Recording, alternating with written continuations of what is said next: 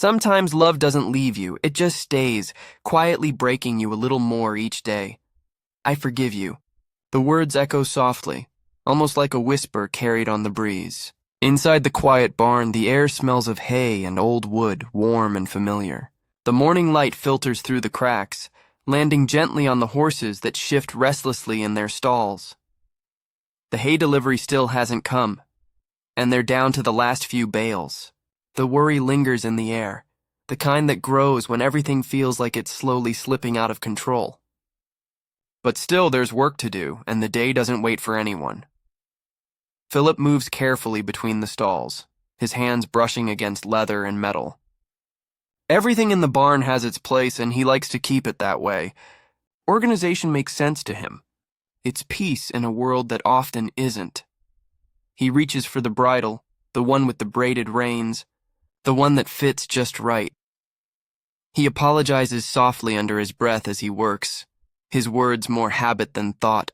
There's tenderness in the way he handles the horse, a quiet rhythm, steady and full of care. The horse shifts and he smiles, whispering gently to calm her.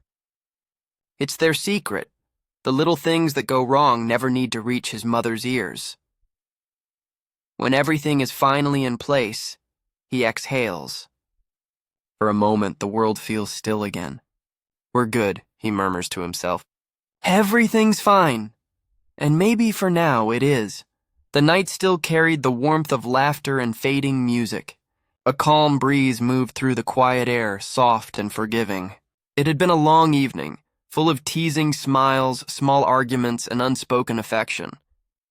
Sometimes people cared too much to show it properly, and that's what made them human. They were good souls, both of them. Just different, that's all. Different hearts learning to speak the same language. Philip tried to remind himself of that kindness was a choice, that maybe tomorrow they'd see things more clearly.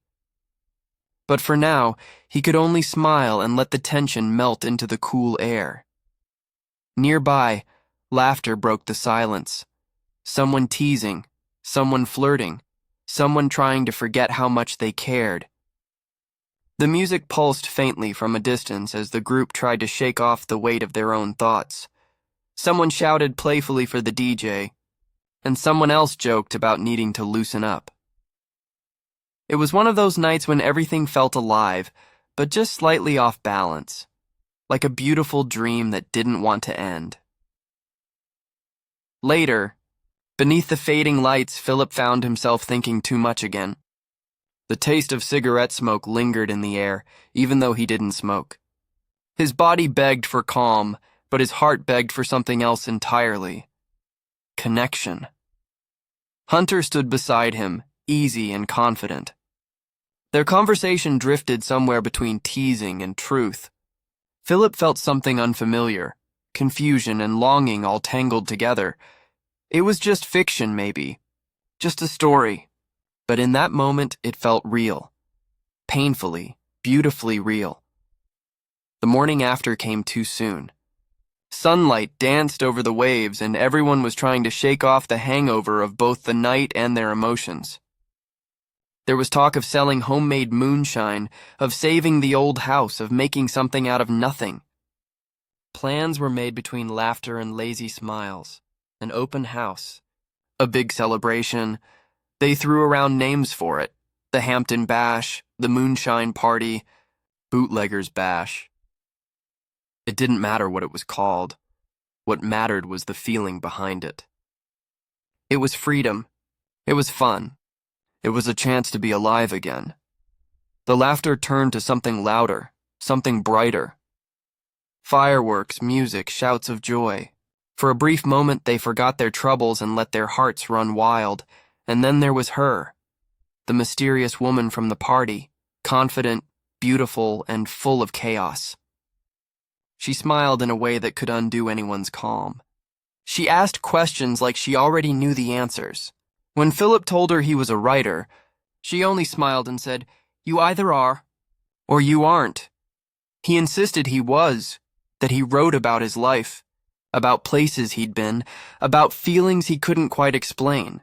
She laughed and told him that if he kept hiding from the world, His book would be as quiet as his soul.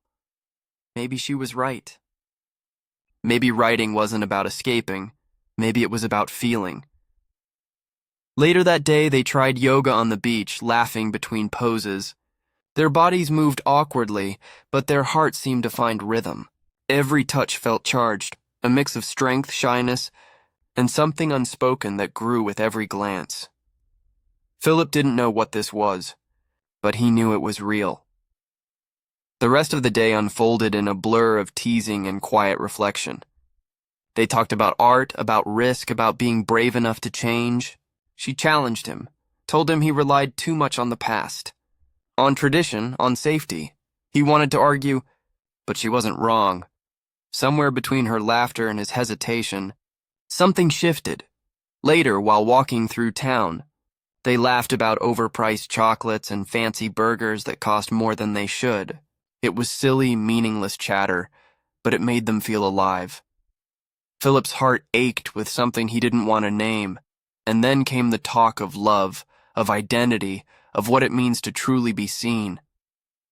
Fear surfaced, fear of judgment, of rejection, of being different. He didn't know if he was ready to face that, but Hunter, ever calm, told him gently that no one cared, that the world was bigger than his fear. Philip wanted to believe it. He really did, but it wasn't that simple. Later that evening, they watched the lights of the beach houses flicker like fireflies.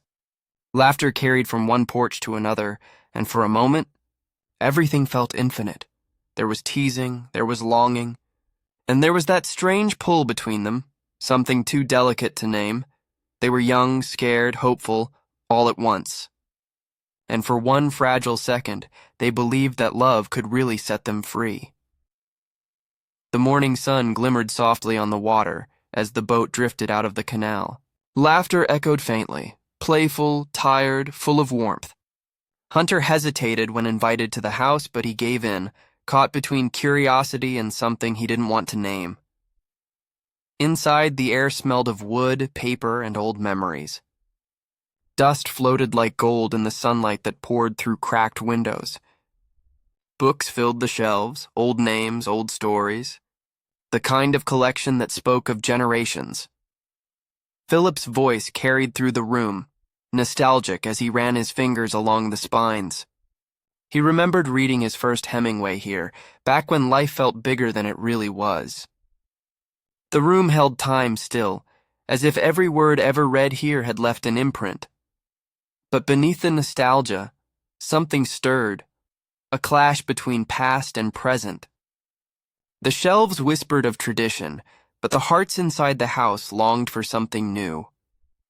There were names from another era, Fitzgerald, Capote, and more, but where were the women, the dreamers, the voices of change?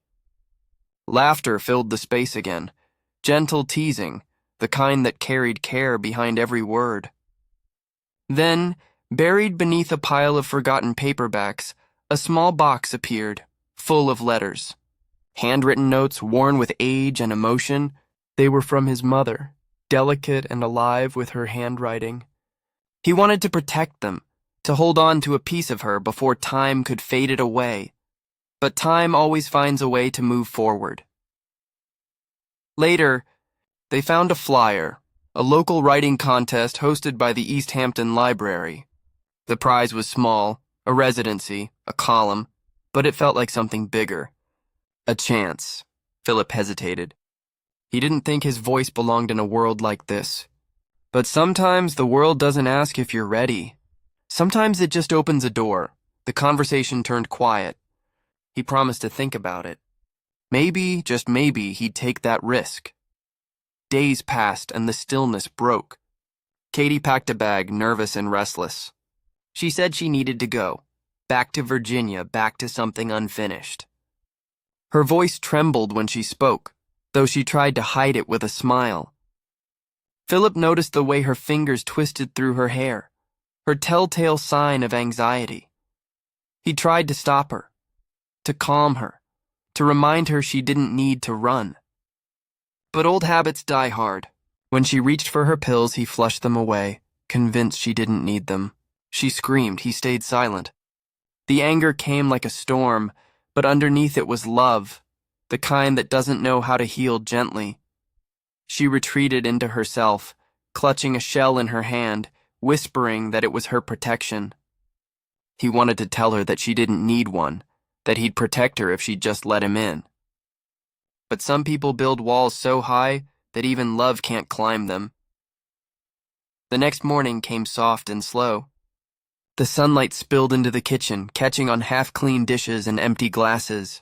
Philip read an email on his phone. The writing contest had written back. They liked his submission. They wanted more. His heart skipped. For the first time, maybe, he believed he had a voice worth hearing, but joy was fleeting. Life pulled him back into its mess. Kitty's parties, Hunter's plans, and all the tangled emotions that came with them. There were whispers about people leaving, about love that wasn't love and money that wasn't clean. Katie confessed to her past, to things she'd rather forget. The family's secrets were heavy, wrapped in guilt and inheritance. There was moonshine brewing in basements, debts piling, and fears of the truth being exposed. Still, they laughed. They planned one last big party, their final hope to save everything. The bootleggers' bash, they called it. Loud, bright, beautiful, and dangerous in all the right ways. But behind the smiles, cracks deepened.